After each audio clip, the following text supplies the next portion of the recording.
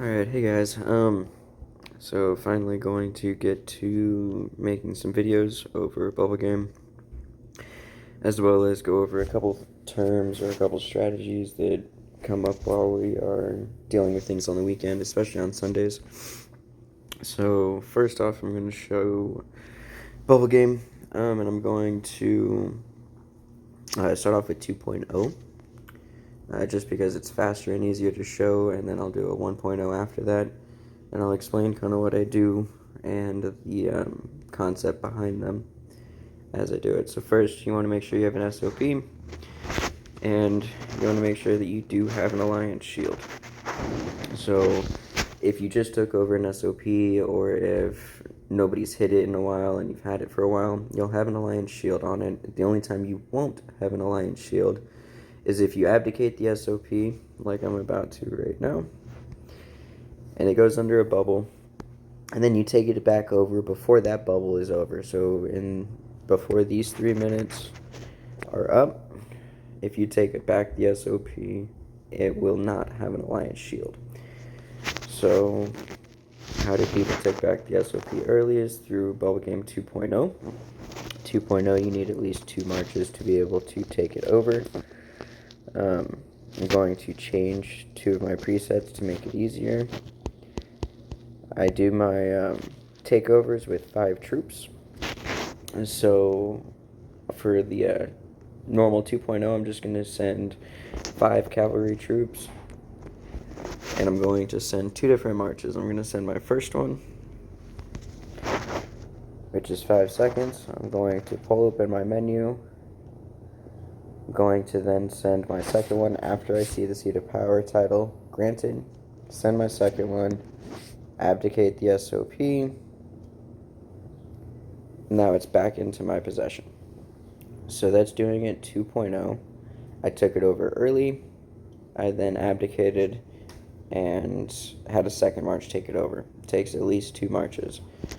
Other ways to be able to do 2.0 are a little bit faster. So you would sit here and, instead of waiting until you actually took it over, you'd send a march, wait a couple seconds, send another march, SOP's dropped,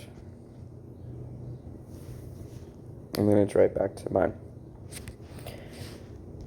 Something that I started doing to throw off timing, because people time when that first march goes to leave, is I will send 5 siege, which, as you see, have a 13-second march time, rather than the cav that have a 5 seconds. So I'm going to first send a siege march, and then I'm going to quickly send a cav march right after that. So boom, boom. I'm going to open up this menu and wait for my cav march to take it. And there goes the cav. Abdicate the SOP. And there goes those troops making it in. So the ways that 2.0 can be beat is if that gap between when you take it and you let it go are too long. Every phone is a little bit different, but especially using the siege, I'm going to see if I can show this. So if I send that, I can still see the march timer over here on the right hand side, even with the menu open. So what I do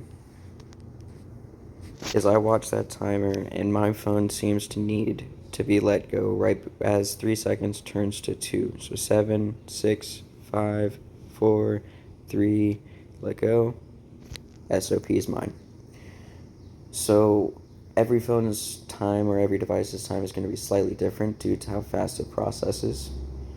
But I do recommend figuring out what that time is going to be for yours. As soon as you let go of the SOP, you want to see that title be popping right back up, the power increase. The closer that is to when you let go of the SOP, the harder it is for them to take it back from you.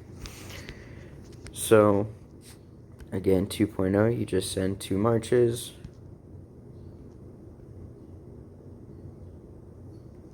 Abdicate the SOP, and it's right back to yours.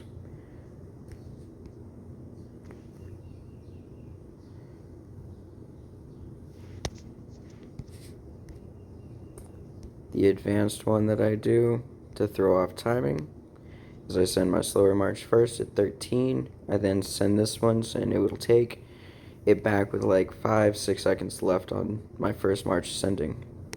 So then I'll have a little bit of a gap. So I'll send this one. Oops. Send my other, and then I'm going to watch that march timer on the right hand side of the screen as soon as my cav take it over. It's 5, 4, 3, 2, 1.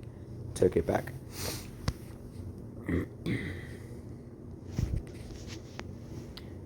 Alright.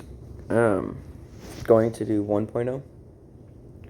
1.0, you have to wait for the entire bubble to run down. 2 minutes and 50 seconds left. So whenever this timer starts getting lower to 1 minute, then we're going to end up taking it back. Alright, so we're down to the last 50 seconds on the bubble. What you want to look at is whatever march you're going to use, whether it's your 3 troops, whether it's siege march, whether it's actually troops that you're sending, whatever it may be. You want to look at what your march time is. So down here at the bottom, mine's 5 seconds. Going to set an attack to see if it's actually 5 seconds. It's not, so as soon as I hit attack, my march timer on the right hand side of the screen said 6. So I'm going to count on 6 seconds instead of 5 seconds. I want to time it to land when this is done. So 12, 11, 10, 9, 8, 7, 6, 5, 4, 3, 2, 1. March arrives. I take back the SOP. And if you click abdicate, you'll have a new alliance shield. Again, we'll abdicate it, and we'll wait 3 more minutes. So, just to, as it resets, again, go over what you want to make sure that you pay attention to is your march time, which is 5 seconds. And then what I did to test, to see what my march time was, is I opened up this march screen, and as soon as I sent it, I looked right over here for the actual march time. So I clicked an attack, I selected my march, I sent it, and it loads up at 6 seconds. The game tells me it's 5, but when I hit send, it shows up at 6. So I don't count on the 5 because I know the game is registering a 6-second march time right now. So when we get down to the last 15-20 seconds and I start counting down, I'll double check it again one last time. But I want to time it so that it lands on what the game's actually sending the march at. That way, I have the best chance of getting it. Otherwise, it will completely mess you up. Alright, so we're back down to the last 30 seconds or so. I'm going to send my attack again. Kind of see what happens. 6 seconds, so I want to count on 6 seconds. That's what it's consistently been. So 25. Again, you want your march to land right after the march or the bubble timer. 15, 14, 13, 12, 11, 10, 9, 8, 7, 6, 5, 4, 3, 2, 1. Have an alliance shield. So that's 1.0. That's usually the most safe for people to try when there's more people spamming the SOP. It's safer to do if your phone's being really glitchy, because then you don't have to rely on that menu to change at the right time for you to be able to abdicate it and your second march take it over. 2.0 is good to catch people off guard, but it's not the most safe, and it can be the hardest to achieve, especially if people are doing a mass spam. I do highly recommend that if you are bubble gaming, even though it's annoying that after every time that you abdicate the SOP, it's not a bad idea to restart your phone, because if you're doing it for a while, or restart your game, because if you're doing it for a while, it can definitely start running slower, or your timers will start getting messed up. So always try to keep your phone on a fresh connection to the game. Make sure that it's not running behind. when you're trying to deal with SOPs at least.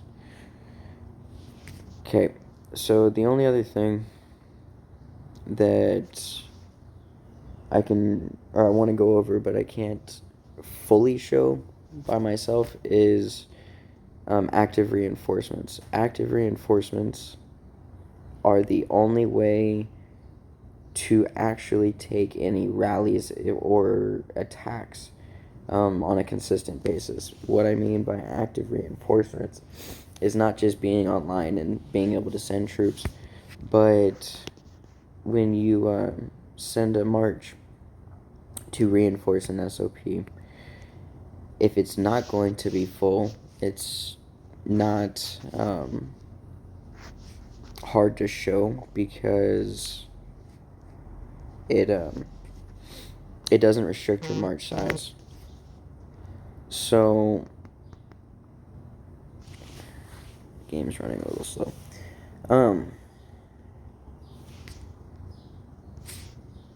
What I mean by that is if the SOP is full or it's nearly full and you send reinforcements, you open up your march screen, it tells you that you can't send any troops because it's at max capacity. Or if it's at only like 90% full, it'll only let you send a certain number of troops. The only way to get it to then say you can send more is to back out, reopen the menu when there's space in the SOP. A way around that, and in order to do active reinforcements against a lot of rallies, is you'll send your first march, it's marching away, it takes 16 seconds, and as it's going over there, I'm going to open up another march screen. So 9, 8, 7, 6, 5, 4, 3, 2, 1. That reinforcing march just made it. So at this point, if people were attacking or if other people were reinforcing, that march capacity would be filling up, and as people filled it, it would restrict other people from sending more. But if you already have this screen open, you can still send however many it's allowing you to. Once you've taken a couple of hits, or once you've gotten hit and you see the notice pop up, you'll send your second march and it'll start marching all the way over there. And you can see the march time, it's 13, 12, 11, 10, 9. My other one's still in there. It's getting hit, it's getting attacked. And as it gets closer, I'm going to recall this march right before it gets there. And so what it does is it takes out the wounded troops and it restocks it with the exact amount that I had put in the first time. So we should be back to full, or pretty close to full, because only a couple people lost in each march. The more that people do that, the more that you constantly keep the SOP full. When Remix was getting rallied at an SOP, we saw this, I believe it was the 3-star that we tried hitting them at. And as each rally was going off, you would see one march start heading towards the SOP, the rally would hit it, and immediately there was somebody sending a reinforcement march to land before our second rally hit. And in order to, or when you're pulling that off, that means every time that SOP's hit, it has a full capacity in it. The wall's never going to drop. Even if you're doing massive damage, even if you're clearing a lot of troops per hit, they're replacing it before you can do a lot. So you have to then do nuke rallies or hammer rallies to be able to try to clear it, which Remix practiced as well, and we can practice because they're pretty fun. The only hard thing is setting the timer. But anyways, so again, since the SOP is empty, I'm going to be able to send a march that's still full. It has a capacity of 652 out of 144,000 in. Reinforcing, I can then sit here and send another march. I'm going to watch it count down, 16, 15, 14, 13. And as it gets closer, I'm going to then pull my other march.